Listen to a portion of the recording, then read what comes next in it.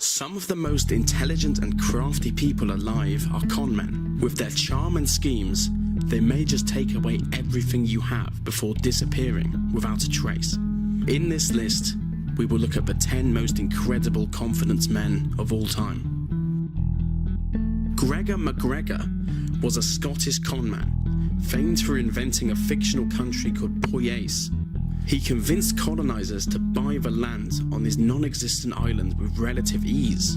200 investors sailed to an empty patch of water where his island wasn't, and as they died, he was free to sell more land. He began reselling in France.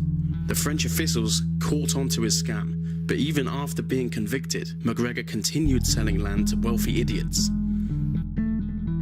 Nat Ralal was the legendary Indian conman who tricked people into thinking they were buying the Taj Mahal and the Indian Parliamentary Building, which makes me wonder who these people are. Who comes across a shady Indian who thinks they can sell them something only the government own? Nat Ralal used more than 50 aliases in his lifetime, was wanted in over 90 police cases in 8 states, and was sentenced to over 110 years in prison. He was arrested 9 times and always escaped. He escaped from 8 different jails. His lawyer claims he is dead, but as he has also claimed that once before, it's hard to know whether it's a trick to evade capture. As the last time authorities saw him was 1996, anything is possible. James Hogue was an American conman, or more precisely an imposter, who is notorious for enrolling at Princeton University under the pretense of being a self-taught orphan. He got away with it for 2 whole years before he was charged with defrauding the university for $30,000. A couple of years later, he lied about his identity yet again. This time it was to get a job at Harvard University as a security guard. He began stealing gemstones from an on-campus museum and replacing them with fakes. He was arrested within months. 3 years later, he violated his parole by returning to Princeton University with another fake name. I guess the guy really wanted to learn. A lot of confidence men are named after individual schemes. Charles Ponzi was so good they named the scheme after him. He promised investors 50% profit within 45 days, or 100% profit in 90 days. He would pay previous investors with money given to him by future investors. This type of scheme is now known as a Ponzi scheme. The scheme has been used widely in business and is well known as a get-rich-quick scam used on dodgy websites. Due to the nature of this scheme, it was short-lived. It ran for about a year before collapsing and causing $20 million worth of damage. He then vanished, as is a key characteristic of the Ponzi scheme. He later told the New York Times, "I landed in this country with $2.50 in cash and $1 million in hopes."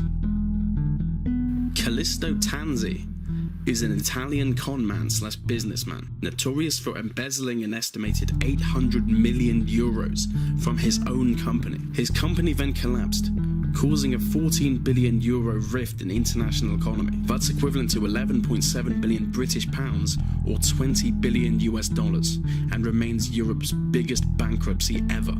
The billionaire was found guilty of fraudulent bankruptcy and criminal association. He was sentenced to 18 years.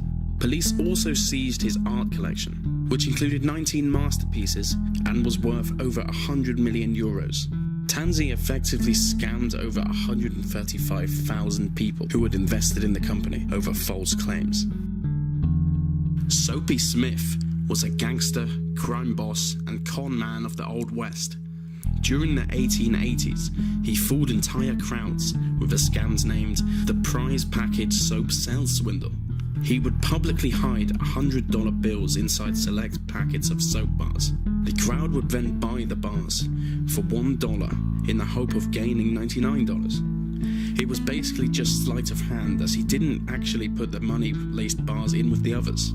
His scams eventually proved to be his downfall, as he was killed in a shootout by a group he stole from in a card game, ending a 20-year streak of crime. He is seen as one of the most interesting con men ever, and used to be seen as a sort of Robin Hood figure, who robbed from the rich and gave to orphans and the poor. Joseph Whale, aka Yellow Kid, was one of the most famed con men of his era. He was a true master of the short con. His favourite was to sell bottles of Merryweather's elixir to the public. What the public didn't know is that the bottles basically contained rainwater. At the age of 17, he set up a protection racket, successfully made a profit and got away with it. In fact, it is well known that he stole over $8 million during his lifetime, and after spending just 2 years in prison, died in 1976 at the age of 100. Mark Dreher committed a $400 million Ponzi scheme and received 20 years on charges of securities fraud, wire fraud, and money laundering. He told hedge fund managers he was representing a billionaire looking to develop property. He used the money investors gave him to pay back previous investors. Dreher owned a $40 million art collection, a 120-foot yacht worth $18 million, and he employed 250 of the best lawyers in America, who represented celebrity clients like Bill Cosby. All this came from fraud. He was eventually caught in Toronto, pretending to be a lawyer for a teacher's pension fund, while trying to gain $33 million. His arrest left 600 people out of work. Frank Abagnale is such a notorious conman they even made a film about him. It's called Catch Me If You Can, and it's about the most well-known imposter alive.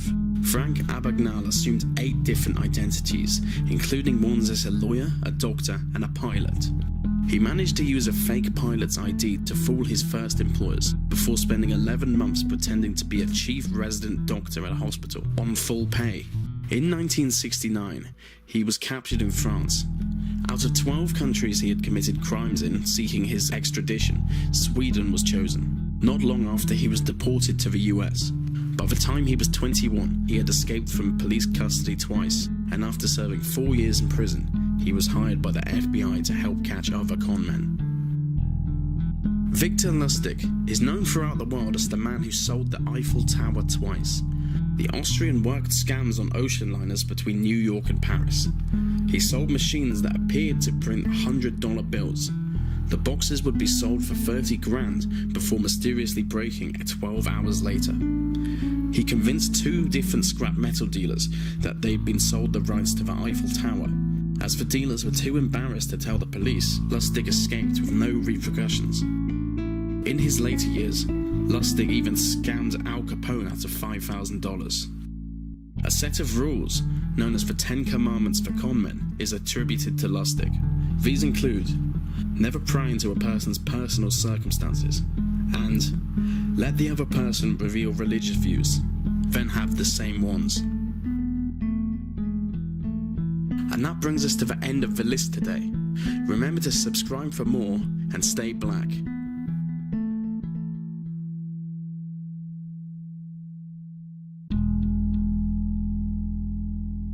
Oh, and also remember that for every time you share this video to Twitter or Facebook, I will personally donate a baby goose to charity.